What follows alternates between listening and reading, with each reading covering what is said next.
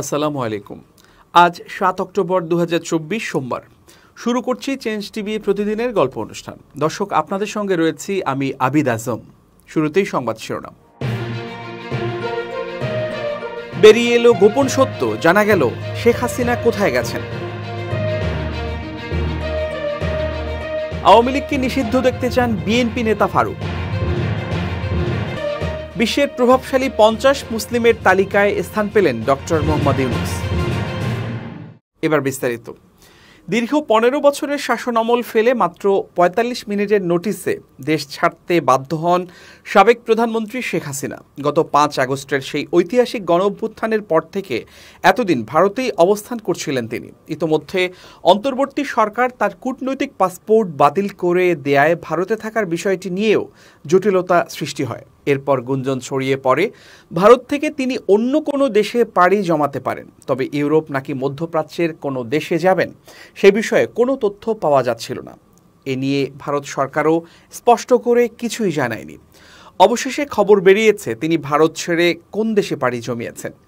বাংলাদেশের একটি বেসরকারি স্যাটেলাইট চ্যানেলের অনলাইন পোর্টালে এ নিয়ে একটি সংবাদ প্রকাশ করা হয়েছে, যেখানে দাবি করা হয়েছে শেখ হাসিনা ভারত থেকে মধ্যপ্রাচ্যের দেশ সংযুক্ত আরব আমিরাতে গেছেন। ওই প্রতিবেদনে উল্লেখ করা হয়েছে দেশটির আজমান শহরে তিনি আশ্রয় নিয়েছেন বলে ধারণা করা হচ্ছে। প্রতিবেদনে বলা হয়েছে আরব আমিরাতের আজমান শহরের শামীম ওসমানের নিজের একটি বাড়ি আছে বলে শোনা গেছে, সেখানেই তিনি উঠেছেন বলে ধারণা করা হচ্ছে। সেখানে আরও উল্লেখ করা হয়েছে শেখ হাসিনা ভারত ছেড়েছেন বলে কয়েকটি সূত্রে জানা গেছে। এর আগে শামীম ওসমানকে দিল্লিতে নিজামুদ্দিন আউলিয়ার মাজারে দেখা গেছে, সেই ছবিও গণমাধ্যমে আসে। এর কিছুদিন পর দুবাইয়ের একটি শপিং মলে দেখা মেলে শামীম ওসমানের। সেখান থেকে ধারণা পাওয়া যায় সংযুক্ত আরব আমিরাতেই অবস্থান করছেন শামীম ওসমান। সম্প্রতি তানভীর নামের এক মার্কিন প্রবাসীর সঙ্গে শেখ হাসিনার কথোপকথনের অডিও ভাইরাল হয়। সেখানে শেখ হাসিনাকে বলতে শোনা যায় তিনি দেশের খুব কাছেই আছেন, যেন চট করে ঢুকে পড়তে পারেন। এদিকে শেখ হাসিনার বিরুদ্ধে দেশে শতাধিক হত্যা মামলা হয়েছে। ফলে ডক্টর ইউনূসের সরকার চায় শেখ হাসিনাকে দেশে ফিরিয়ে এনে বিচারের মুখোমুখি করতে। আওয়ামী লীগকে নিষিদ্ধ করতেই হবে বলে মন্তব্য করেছেন বিএনপি চেয়ারপারসনের উপদেষ্টা জয়নুল আবেদিন ফারুক। তিনি বলেন, সন্ত্রাসী দলকে বাংলাদেশে রাজনীতি করতে দিলে দেশ 20 বছর পিছিয়ে যাবে। সোমবার জাতীয় প্রেস ক্লাবে প্রতিবাদের অভ্যুত্থান পরবর্তী বাংলাদেশ, আগামী নির্বাচন ও তারেক রহমান শীর্ষক আলোচনা সভায় তিনি এসব কথা বলেন। তিনি বলেন, শেখ হাসিনা বাংলাদেশের সব সাংবিধানিক প্রতিষ্ঠান ধ্বংস করে দিয়েছে। ফারুক বলেন, তারেক রহমান বলেছেন এই সরকারকে বিপর্যস্ত করা যাবে না। তাই বলে কি শেখ হাসিনার বান্ধবী এখনও সচিব থাকবেন? সাবেক এই চিফ হুইপ বলেন, বাংলাদেশে প্রথম দরকার নির্বাচন কমিশনকে সংস্কার করা, তবে এই সংস্কারের সময় যেন মঈন ফখরুদ্দিনের মতো না হয়। সরকারকে দ্রুত নির্বাচনের রোডম্যাপ দেওয়ার আবেদন জানিয়ে জয়নুল আবেদিন ফারুক বলেন, নির্বাচনের রোডম্যাপ দিলেই জনগণ বিশ্বাস করবে এটা 1-11-এর সরকার না, নির্বাচিত সরকার সংবিধান সংশোধন করবে বলে জানান তিনি। বাংলাদেশ প্রকৌশল বিশ্ববিদ্যালয়ে ছাত্রলীগের নেতাকর্মীদের নির্মম নির্যাতনে নিহত শহীদ আবরার ফাহাদকে জাতীয় ঐক্যের প্রতীক বলে মন্তব্য করেছেন ঢাকা বিশ্ববিদ্যালয়ের শাখা ছাত্র শিবিরের সভাপতি সাদিক কায়েম। নিজের ফেসবুক পেজে দেয়া এক পোস্টে আবরার ফাহাদ স্মরণে একথা বলেন তিনি। সাদিক কায়েম লিখেছেন, আমাদের জাতীয় ঐক্যের প্রতীক শহীদ আবরার ফাহাদ ভারতীয় আগ্রাসনের বিরুদ্ধে এবং দেশের সার্বভৌমত্বের হুমকির বিরুদ্ধে লড়াইয়ের সম্মুখ সেনাপতি আমাদের প্রিয় আবরার ফাহাদ। নির্যাতিত মুসলিম ছাত্র জনতা আজ শ্রদ্ধাভরে স্মরণ করছে জাতির এই সূর্য সন্তানকে। তিনি বলেন, ফ্যাসিস্ট খুনি হাসিনা আমাদের দেশের সার্বভৌমত্ব বিক্রি করে দেশকে ভারতের অঘোষিত কলোনিতে পরিণত করেছিল। ভারতের হয়ে নিজ দেশের নাগরিকদের গণতান্ত্রিক অধিকার ভুলুণ্ঠিত করা এবং দেশের সাংস্কৃতিক, অর্থনৈতিক, সামাজিক স্বকীয়তাকে পরজীবীকরণ করার হীন কৌশল অবলম্বন করেছিল পতিত স্বৈরাচার শেখ হাসিনা। এই আধিপত্যবাদের বিরুদ্ধে যারা হুমকি হিসেবে দাঁড়িয়েছিল তারাই ফ্যাসিস্টের রক্তচক্ষুতে পরিণত হয়েছে উল্লেখ করে ঢাবি শিবির সভাপতি বলেন, দেশের সার্বভৌমত্বের রক্ষাকবচ হিসেবে যাদেরই আবির্ভাব ঘটেছে তাদেরকেই মৃত্যুর মতো নির্মম পরিণতি বরণ করতে হয়েছে। সাদিক কায়েম বলেন, আবরার ফাহাদ হত্যার দায়ে শুধু ওই ঘাতক দলেরই নয়, এই দায় তাদেরও যারা ছাত্র শিবিরের সঙ্গে যুক্ত থাকলেই নিপীড়ন করাকে বৈধতা দিয়েছিল। স্মরণ করিয়ে দিতে চাই, আবরার ফাহাদের পূর্বে ছাত্রলীগের টর্চার সেলে ছাত্র শিবিরের সাবেক কেন্দ্রীয় সভাপতি ও বুয়েটের ছাত্র সিরাজুল ইসলাম সহ ছাত্র শিবিরের বহু নেতাকর্মী এবং সাধারণ শিক্ষার্থী নির্মম নির্যাতনের শিকার হয়েছিল। কিন্তু ভারতের দোসর ও ইসলামোফোবিক একটা পক্ষ এই নির্মম নিপীড়নে শুধু চুপই থাকেননি, বরং সক্রিয় সমর্থনও দিয়েছিল। তিনি আরও লিখেছেন, আল্লাহ শহীদ হিসাবে আবরার ফাহাদকে কবুল করুন এবং জান্নাতের উচ্চ মাকামে পুরস্কৃত করুন। আবরার ফাহাদের শাহাদাত যেন নিপীড়নকে বৈধতা দানকারী ওই দোসর গোষ্ঠীর শুভ বুদ্ধির উদয় ঘটায়। আল্লাহ তাআলার কাছে এই প্রার্থনা করি। বিশ্বের সবচেয়ে প্রভাবশালী 50 মুসলিমের তালিকায় স্থান পেয়েছেন অন্তর্বর্তীকালীন সরকারের প্রধান উপদেষ্টা ও শান্তিতে নোবেল বিজয়ী ডক্টর মোহাম্মদ ইউনূস। জর্ডানের আম্মান ভিত্তিক the royal Islamic strategic studies centre প্রতিবছর বিশ্বের 500 মুসলিম ব্যক্তিত্বের তালিকা প্রকাশ করে। এবার প্রকাশ করা হয়েছে 2025 সালের তালিকা। 2009 সাল থেকে এই তালিকা প্রকাশ করছে সংস্থাটি। তালিকা প্রণয়ন করতে 5টি ক্যাটাগরিতে প্রভাবশালী মুসলিমদের নির্বাচন করা হয়। ক্যাটাগরিগুলো হলো ধর্মীয়, রাজনৈতিক, বিজ্ঞান ও প্রযুক্তি, শিল্প ও সংস্কৃতি এবং ক্রীড়া ও বিনোদন। প্রতিটি ক্যাটাগরিতে সেসব মুসলিম ব্যক্তিত্বকে অন্তর্ভুক্ত করা হয় যারা তাদের নিজ নিজ ক্ষেত্রে গুরুত্বপূর্ণ অবদান রেখেছেন। শান্তিতে নোবেল বিজয়ী ডক্টর মোহাম্মদ ইউনূস, যিনি দীর্ঘদিন ধরে মাইক্রো ফাইন্যান্স ও গ্রামীণ ব্যাংকের প্রতিষ্ঠাতা হিসেবে বিশ্বজুড়ে পরিচিত, এবার অন্তর্বর্তীকালীন সরকারের প্রধান উপদেষ্টা হিসেবে তালিকায় স্থান পেয়েছেন। তিনি তার অর্থনৈতিক উন্নয়নে অবদান এবং বৈশ্বিক সমস্যা সমাধানের নেতৃত্ব তাকে এই তালিকায় অন্তর্ভুক্ত করেছে। তিনি বিশ্বের শীর্ষ প্রভাবশালী মুসলিমদের তালিকায় বাংলাদেশ থেকে অন্যতম মুখ। 2025 সালের বিশ্বের সবচেয়ে প্রভাবশালী 500 মুসলিম ব্যক্তিত্বের তালিকায় শীর্ষস্থানে রয়েছেন জর্ডানের দ্বিতীয় আবদুল্লাহ ইবনে আল হুসাইন। ছাত্র হত্যা, সন্ত্রাস, চাঁদাবাজি, ভোগ দখল ও নৈরাজ্যের বিরুদ্ধে রাজধানীর তুরাগে প্রতিবাদ সভা করে বিএনপি। এতে প্রধান অতিথি ছিলেন ঢাকা মহানগর উত্তর বিএনপির বিলুপ্ত কমিটির নেতা মোস্তফা জামান। সভার মঞ্চে বিএনপির চেয়ে আওয়ামী লীগ ও এর অঙ্গ সংগঠনের নেতাকর্মীদের উপস্থিতি বেশি দেখা গেছে। এ নিয়ে দলের নেতাকর্মী ও সামাজিক যোগাযোগ মাধ্যমে চলছে তুমুল সমালোচনা। বিএনপির স্থানীয় নেতারা জানান, মোস্তফা জামান ছাড়াও মঞ্চে উপস্থিত ছিলেন বিএনপি নেতা সালাউদ্দিন আহমেদ খোকা, হাজী জহির ও আজহারুল ইসলাম সহ কয়েকজন পদধারী। অথচ মঞ্চে তারা বাদে প্রায় সবাই ছিলেন আওয়ামী লীগের পদধারী। আবার মঞ্চের সামনে দর্শক সারিতেও অংশ নেয়া 50% আওয়ামী লীগের রাজনীতিতে জড়িত এমন ব্যক্তিদের দেখা গেছে।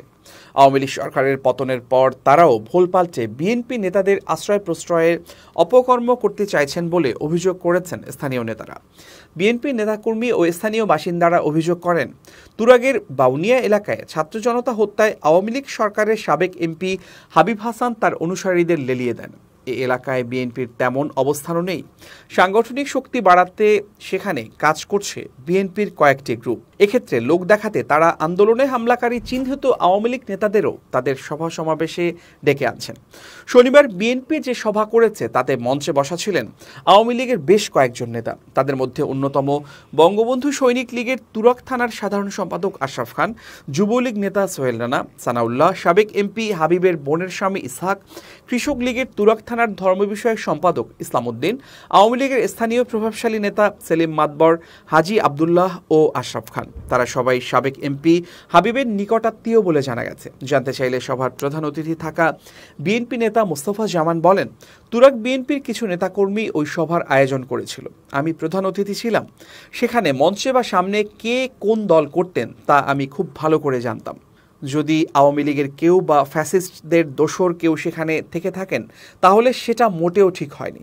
আমি আয়োজকদের সঙ্গে কথা বলে দেখব, সামনে এমন ভুল হবে না।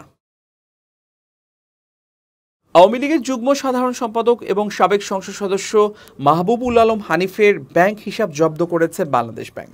এছাড়া সাংবাদিক মুন্নি সাহার ব্যাংক হিসাব তলব করেছে কেন্দ্রীয় ব্যাংক।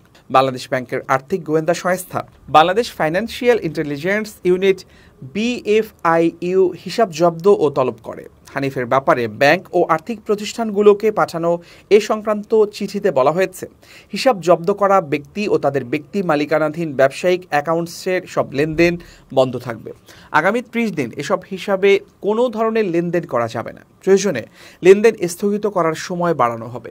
মুন্নী সাহার ব্যাপারে দেশের বাণিজ্যিক ব্যাংকগুলোর কাছে আর্থিক খাতের গোয়েন্দা সংস্থার চিঠিতে বলা হয়েছে, আপনাদের ব্যাংকে মুন্নী সাহা এবং তার সংশ্লিষ্ট ব্যক্তি ও প্রতিষ্ঠানের নামে কোনো আমানত, ঋণ, locker, credit card, foreign trade, offshore banking হিসাব থাকলে সেসব হিসাবের লেনদেনের তথ্য আগামী 7 অক্টোবরের মধ্যে BFIUকে পাঠাতে হবে।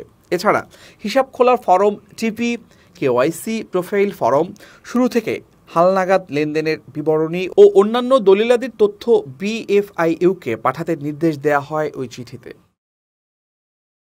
এবার খুব জরুরি 1 মিনিট জানাচ্ছেন ইউনেস্কো ক্লাব পুরস্কার বিজয়ী সাংবাদিক আমিরুল মোমিনিন মানিক। খুব জরুরি 1 মিনিটে প্রত্যেককে আমন্ত্রণ। প্রিয় বন্ধুরা, অনেক সময় আমরা এটা বলে থাকি যে অমুক আমাকে এটা করে দিল না, অমুক এই সুযোগ দিল না, অমুক এটা আমাকে বলেনি, অমুক এটা আমাকে সতর্ক করেনি। এইসব কথা আসলে বলা উচিত নয়। আপনি একজন ব্যক্তি হিসেবে নিজেই নিজের গল্প তৈরি করুন। এই গল্পগুলো এক করলে একটা নির্দিষ্ট সময় পর দেখবেন একটা বড় সফলতার গল্প তৈরি হয়েছে। এই জীবনে যারা বড় হয়েছেন তারা নিজের পথ নিজেই রচনা করেছেন। সেই পথে চলতে গিয়ে প্রতিবন্ধকতার মুখোমুখি হয়েছেন, কিন্তু সেগুলো উতরে গিয়ে যখন সফলতায় নোঙর করেছেন তখন ঠিকই সেই অভিযাত্রা গল্পে পরিণত হয়েছে। সুতরাং আসুন আজ থেকে নিজের সমৃদ্ধ, সোনাঝরা, চমৎকার একটা জীবন গল্প তৈরি করি। এই গল্প শুধু নিজেকে সমৃদ্ধ করবে না, অন্যদেরকেও অনুপ্রেরণা দেবে। ভালো থাকবেন, শুভেচ্ছা নিরন্তর। এবার দেশের বাইরের প্রসঙ্গ।